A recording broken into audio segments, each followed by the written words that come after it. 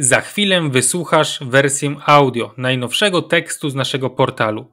Wszystkie artykuły przeczytasz na enlat.pl. Jak czołowy rosyjski geostrateg chce wykorzystać liczny arsenał atomowy do wyprzedzających uderzeń, np. na Poznań? Tekst Konrada Z. Uderzenia nuklearne i sojusz z Chinami. Co myśli Siergiej Karaganow? Żaden kraj nie ma tak dużej liczby głowic atomowych jak Rosja. Stoimy dziś na progu nowej zimnej wojny, gdzie coraz śmielej formułowane są koncepcje uwzględniające wykorzystanie broni atomowej. Głowice nuklearne, zdaniem niektórych, nie powinny służyć jedynie do obrony własnej państwowości, ale również do uderzeń wyprzedzających, neutralizujących potencjalne zagrożenie. Taką narrację można coraz częściej usłyszeć chociażby właśnie w Rosji, a jej czołowym przedstawicielem jest Siergiej Karaganow, doradca Władimira Putina i jeden z założycieli klubu wałdajskiego. Jaka droga do budowy potęgi Rosji? W myśli geopolitycznej każdego imperium napotkać można pełną mozaikę tak teoretycznych wizji, jak i praktycznych propozycji prowadzenia polityki międzynarodowej. Bogaty dorobek rosyjskiej myśli geopolitycznej sprawia, że nie stanowi dziś trudności dobieranie wątków sprzyjających określonej narracji. Zasadniczo możemy jednak wyodrębnić trzy dominujące bloki. Po pierwsze, eurazjatyzm. Z rosyjskiego jewrazijstwo, czyli orientacja na wschód podkreślająca odrębność cywilizacyjną Rosji i potrzebę zwrócenia się ku Azji celem podjęcia sojuszy i wzmacniania ekspansji geopolitycznej. Po drugie, okcydentalizm, zapadniczestwo, a więc orientacja na zachód upatrująca możliwość ekspansji politycznej, w tym rozwoju kulturalnego i ekonomicznego w integracji z Europą. Oba te bloki prezentują stanowiska imperialne, często wzajemnie się uzupełniające. Gdzieś pomiędzy nimi znajduje się opcja trzecia, narodowa myśl rosyjska, nierzadko widząca współczesne rozmiary Rosji jako balast, zaś poszczególne republiki uznająca za nierosyjskie, a więc stojące na przeszkodzie do realizacji skutecznej polityki narodowej. Jak więc przystało na dojrzałe imperium, znajdziemy tam dwie największe przeciwstawne wizje, ambicje ich syntezy oraz alternatywną opcję podważającą w ogóle zasadność i korzyści płynące z polityki imperialnej. Jedną z ciekawszych koncepcji na orientację wschodnią, zakładającą, że największym zagrożeniem dla Rosji są Niemcy, zaś największym sojusznikiem Chiny, jest koncepcja Siergieja Karaganowa, współtwórcy słynnego klubu wałdajskiego. Choć długo można by pisać o jego karierze akademickiej, reprezentowanych przez niego inicjatywach politycznych i ekonomicznych, wpływie na myślenie rosyjskich elit i społeczeństwa, to na potrzeby tego tekstu niech wystarcza nam fakt, że był on doradcą kolejnych przywódców rosyjskich, poczynając od Jewgenija Primakowa, przez Borysa Jelcyna, aż po Władimira Putina. Choć w Rosji zmieniali się prezydenci i premierzy, on trwał i współtworzył kolejne wizje polityki wewnętrznej i międzynarodowej imperium. Zrozumienie słabych punktów i rozwiązań proponowanych przez Karaganowa może więc ułatwić nam identyfikację słabych punktów polityki międzynarodowej prowadzonej przez Kreml oraz określenie jej ogólnych prawideł. Warto się temu myślicielowi przyjrzeć, gdyż kreśli on wizję nadchodzących radykalnych zmian w międzynarodowym układzie sił. Jak sugeruje Karaganow, jest kwestią czasu, gdy dotychczasowy hegemon Europy, czyli Stany Zjednoczone, wycofa swoją kuratelę nad starym kontynentem, skupi się na polityce wewnętrznej oraz przeniesienie sił na Pacyfik. Zaś jego miejsce zajmą Niemcy, realizujące plan wejścia w posiadanie broni nuklearnej. Gdyby Niemcy rozpoczęły realizację owego planu lub nawet zaczęły go poważnie rozważać, proponuje on symetryczny atak wyprzedzający w postaci uderzeń nuklearnych, który unicestwi niemiecką infrastrukturę jądrową i wyeliminuje konkurenta z rywalizacji w Europie Środkowo-Wschodniej. Kiedy i gdzie uderzyć? Jeśli jednak sprawy potoczyłyby się inaczej, a Stany Zjednoczone zachowałyby swój prymat nad Europą i podjęły działania mające na celu zbrojną interwencję na terenie dzisiejszej Federacji Rosyjskiej, Karaganow także proponuje uderzenie nuklearne, tym razem na Polskę. Z geograficznego punktu widzenia taka hipotetyczna interwencja USA wymierzona w Rosję posiłkowałaby się logistyką zaopatrzeniową mającą swoje centrum na terytorium Polski. Dlatego też Karaganow wymienia Poznań jako miasto, na które w celu odstraszenia miałaby spaść jedna z pierwszych bomb. Do podobnych rozwiązań zachęca również na Ukrainie, uważając, że zamrożenie konfliktu w aktualnym kształcie jest niedopuszczalne i świadczyłoby o przegranej Rosji. W porównaniu do ceny, jaką Rosja zapłaciła za przejęcie kontroli nad wschodnią Ukrainą, rosyjskie osiągnięcia jawią się strategowi jako porażka, szczególnie w zderzeniu z pierwotnymi celami specjalnej operacji wojskowej. Nie potrafiąca uzasadnić trwającego impasu Rosja znalazła nowy cel operacji, jakim ma być ścieranie siły żywej Ukrainy. Taki stan rzeczy jest w oczach Karaganowa rozczarowujący i wymaga radykalnej rewizji. Zakładając więc, że przegrana nie wchodzi w grę, a pożądanego wyniku nie da się osiągnąć środkami konwencjonalnymi, nieubłaganie wskazuje on na rozwiązania nuklearne. Uderzenia bronią jądrową w cele położone już na samej Ukrainie miałoby rozbić spójność NATO i w rezultacie pomóc osiągnąć rosyjskie cele w Europie. Jednak ze strategicznego punktu widzenia uderzenie na Ukrainie niemal z pewnością zmobilizowałoby natowski parasol atomowy do stanu najwyższej gotowości, oddalając jednocześnie plany szerszego wykorzystania tego argumentu przez Rosję w Europie Centralnej. Choć w mojej opinii takie działania spotkałyby się, owszem, ze strachem i niepokojem Unii Europejskiej, a być może nawet naruszeniem jej spójności wewnętrznej, to najpewniej wywołałyby one jeszcze większą falę niechęci wobec Rosji, uwypuklając w oczach europejskich społeczeństw jej barbarzyński, jakby uznano, charakter.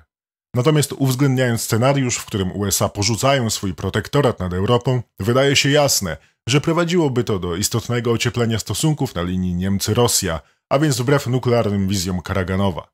Strategie bezpieczeństwa narodowego wszystkich państw europejskich stanęłyby wtedy w obliczu wielkiej próby, ze szczególnym uwzględnieniem fatalnej w tej konstelacji sytuacji Polski i państw bałtyckich. Perspektywy wielkiego sojuszu z Chinami. Rosyjski strateg wskazuje na Chiny jako głównego sojusznika Rosji. Ten duet ma niepodzielnie zapanować nad Azją, a to właśnie zaskakuje w kontekście jego podejścia do Zachodu. Karaganow twierdzi bowiem, że Rosja nigdy nie została zaakceptowana przez Zachód jako równoprawny gracz na arenie międzynarodowej, że była wykorzystywana i zwodzona. To pozbawione należnego respektu zachowanie Zachodu ma być jedną z przyczyn nieuniknionego konfliktu, za który kraje Europy zapłacą wysoką cenę. Może więc dziwić przy tym jego jednoczesna naiwność wobec Chin, które również nie wykazują takiej przychylności wobec Rosji, jak chcieliby teoretycy w rodzaju Karaganowa, a nawet nieraz się od niej dystansują. Chiny przecież oficjalnie nie wsparły Rosji w jej nowej wojnie, ani militarnie, ani propagandowo, a nawet uznały integralność terytorialną Ukrainy. Nie brakuje oczywiście miękkich wyrazów wsparcia Pekinu dla Moskwy. Jednym z propagandowych listków figowych jest niedawna deklaracja, że Chiny będą wspierać rosyjską politykę historyczną. Faktem jest, iż Pekin nie potępił bezpośrednio działań Rosji przeciw Ukrainie, ale jednocześnie trzeba zauważyć, że jego wstrzemięźliwa polityka jest bardzo odległa od tego, co na Zachodzie określane jest mianem sojuszu. W tym czasie, korzystając z nadarzającej się okazji, potencjalni sojusznicy skupują rosyjskie dobra po zaniżonych cenach. Wedle tej wykładni można byłoby ukuć złośliwe stwierdzenie, że dziś sojusznikiem Rosji jest każdy, kto nie jest przeciwko niej. Nie zdobywając pozycji pełnoprawnego gracza przy europejskim stole, a tym bardziej przy stole globalnym, zastępując natomiast ten układ zwrotem w stronę państwa środka, które nie chce rozmawiać z Rosją na równych warunkach, Karaganow wydaje się grać va-bank, stawiając imperialny status Moskwy na chińskiej wadze. Trudno znaleźć czynnik, który miałby faktycznie jednoczyć oba te państwa. Choć Chiny bazują m.in. na tanich węglowodorach z Rosji, zaś Rosja na imporcie taniej chińskiej produkcji, to komplementarność ich gospodarek pozostawia wiele do życzenia ze względu na wysoką dywersyfikację energetyczną Chińskiej Republiki Ludowej oraz słaby popyt rosyjskiego rynku konsumenta.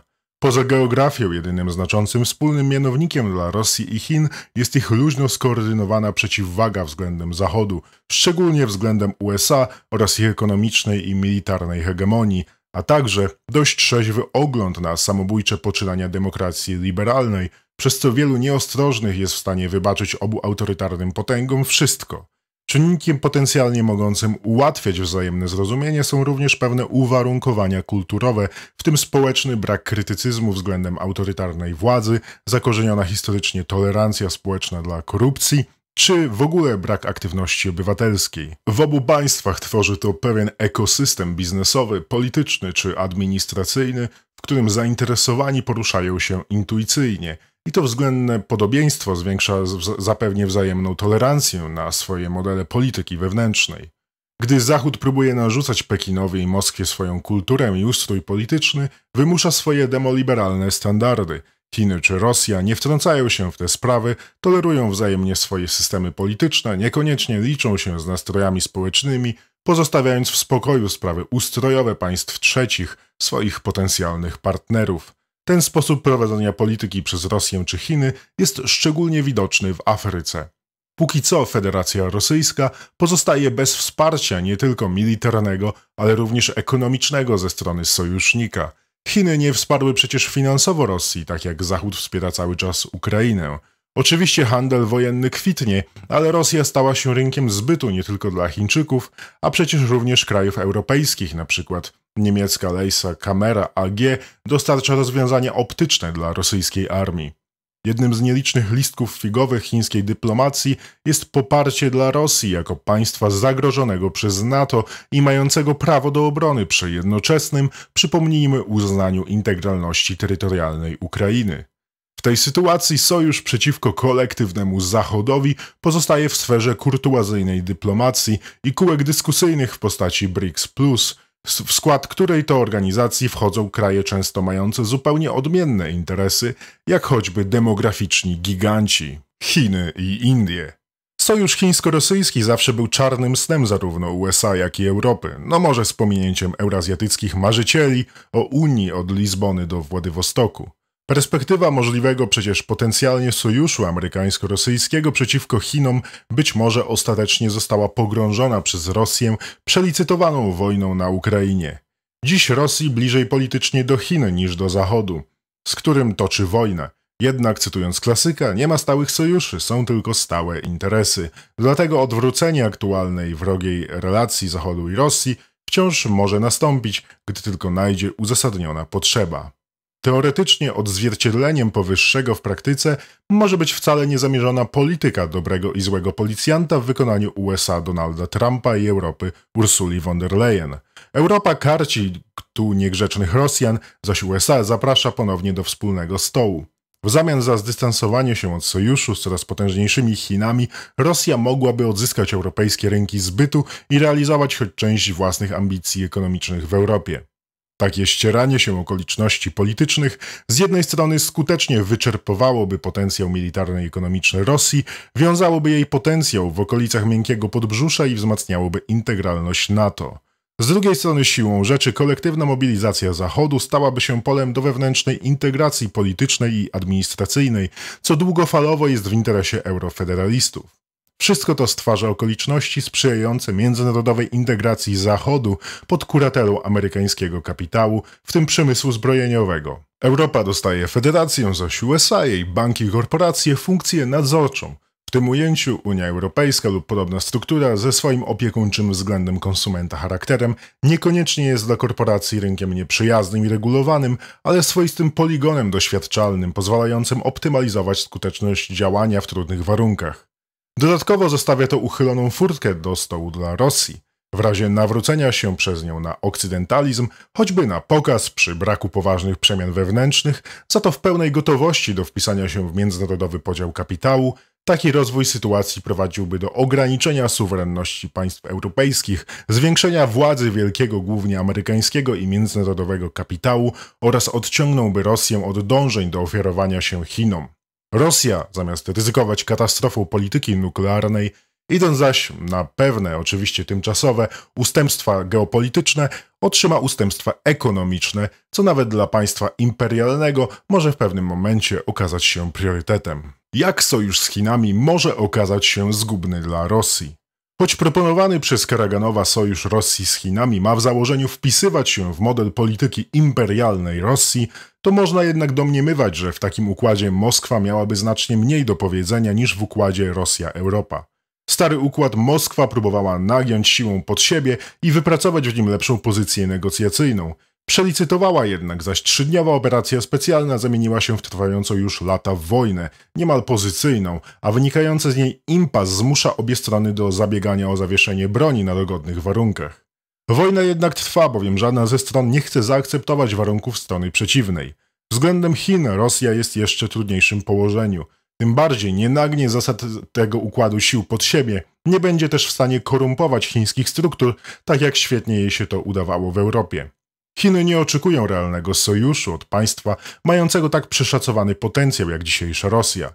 Państwa przeszacowanego, jeśli chodzi o możliwości osiągnięcia wyznaczonych sobie celów, takich jak wspomniana wojskowa operacja specjalna przeciw Ukrainie, państwa nie umiejącego utrzymać wiarygodności w stosunkach międzynarodowych. Nie jest to potęga, jaką był ZSRR i nie ma takich przewag nad Europą, jakie miewała Rosja carów. Poza bronią nuklearną, klasą polityczną, świetną propagandą potęgi i strachu, Rosja nie ma zalet wzbudzających szacunek lub podziw u Chińczyków. Chinom owszem brakuje ropy i posiadają mniej głowic nuklearnych od Rosji, jednak w znakomitej większości sektorów ich przewaga jest miażdżąca. Chiny przy tym jednak wydają się nie być obecnie skore, by wesprzeć Rosję przeciwko Zachodowi w sposób otwarty i na pełną skalę. Tym bardziej, że ów Zachód od tych Chin jest przecież uzależniony gospodarczo. Wydawać by się mogło, że tolerancja Zachodu na chińskie wsparcie dla Rosji jest z tego powodu dość wysoka, bowiem nie sposób obłożyć sankcjami Chin, tak jak się to robi wobec Rosji. Ponadto wedle amerykańskiej doktryny strategicznej Chiny są drugie w kolejce do poskromienia, co szczególnie dziwi w obliczu ich względnej bierności. W konsekwencji geostrategiczny plan Karaganowa sprowadza się do powierzenia losów imperium w ręce Chińczyków, a co za tym idzie, faktycznego przejęcia pozycji wasala Pekinu. W rezultacie zamiast walki o równorzędną pozycję przy stole mocarstw wskazuje Imperium Rosyjskie na politykę podporządkowaną wobec Chińskiej Republiki Ludowej. Jeśli załamanie się światowej ekonomii nie pogrąży Chin we wewnętrznym kryzysie, sytuacja ta stanie się oczywista. Gdy Rosja przepala koniunkturę pod zdobycze terytorialne, Chiny umacniają realne wpływy ekonomiczne na świecie. Cierpliwość Pekinu może okazać się wyrokiem dla Moskwy, której los stanie się walutą w rywalizacji USA-Chiny. Te proste dychotomie na wielu płaszczyznach wskazują na kolejne przewagi Chin względem Rosji. Przewagi, które nie pozwolą na ustanowienie sojuszniczych stosunków na partnerskim poziomie. Nie tylko z własnego wyboru, ale również przez uniezależnienie się Europy od rosyjskich surowców, wraca Rosja do punktu wyjścia, w którym porzuca okcydentalizm i traci dotychczasowe przewagi przy stole negocjacyjnym. W ujęciu globalnym dominuje dziś myśl NATO kontra Rosja plus Chiny lub NATO plus Rosja kontra Chiny. Najmniej słyszymy o konstelacji NATO plus Chiny kontra Rosja, który to scenariusz, choć skrajnie mało prawdopodobny, nie jest niemożliwy, a de facto po części właśnie się realizuje. Co prawda konstelacja NATO kontra Rosja ma miejsce, a Chiny są tu raczej czynnikiem neutralnym, to jednak neutralność Chin działa na rzecz NATO ze szkodą dla Rosji. W obliczu powyższego rachunku wydaje się, że rosyjski myśliciel wierzy w moc ciepłych słów i oczarowanie nimi umysłów chińskich strategów. Wizja Karaganowa ma rację bytu wyłącznie wtedy, gdy Rosja odda zasoby, suwerenność, a w praktyce odda pokłon Chińczykom, pryncypialnie traktując chińskie inwestycje i wszelkie ułatwienia dla chińskiego biznesu, na co zapewne nie będzie gotowa do momentu, w którym nie będzie miała innego wyjścia.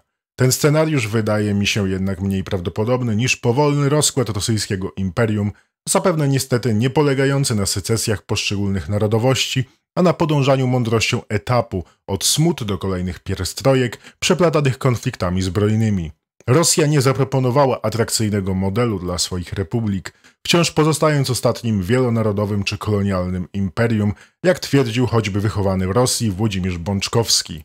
A to powoduje, że poszczególne republiki kontrolowane przez centralę w Moskwie mierzą się z rosnącymi nastrojami niepodległościowymi. Na dekolonizację mogą sobie pozwolić imperia, które potrafią wytworzyć miękkie formy kontroli dawnych sfer wpływów, tak jak usiłuje robić to Francja lub Wielka Brytania, a co mistrzowsko opanowały Stany Zjednoczone z pomocą swoich korporacji, ich technologii, popkultury i dolara. Czy Moskwa pójdzie za myślą Karaganowa i rozpęta wojnę nuklearną? Niewykluczone. Czy podporządkuje się polityce Pekinu? Może nie mieć wyjścia. Czy ma szansę na uniknięcie rozdarcia swojego imperium po szwach narodowościowych?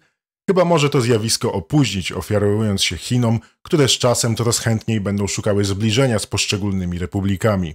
W geopolityce takie wybory są trudniejsze niż jakiekolwiek inne. Poddać się dzień za wcześnie czy dzień za późno. Walczyć, a może w tym czasie coś się zmieni i nie trzeba będzie podejmować podobnej decyzji.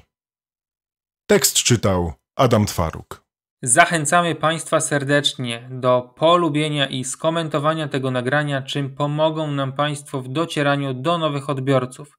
Prosimy również o zasubskrybowanie naszego kanału, aby nie przegapić kolejnych interesujących nagrań. Prosimy również o rozważenie wsparcia finansowego dla naszej działalności. To dzięki Państwa zaangażowaniu, w tym przede wszystkim cyklicznemu wsparciu finansowemu, możemy kontynuować naszą działalność i stale się rozwijać. Wspierać nas Państwo mogą za pośrednictwem serwisu Patronite pod adresem patronite.pl/Nowy Lat, a wszelkie szczegóły odnośnie tej, a także innych możliwych form wsparcia znajdą Państwo w opisie tego nagrania.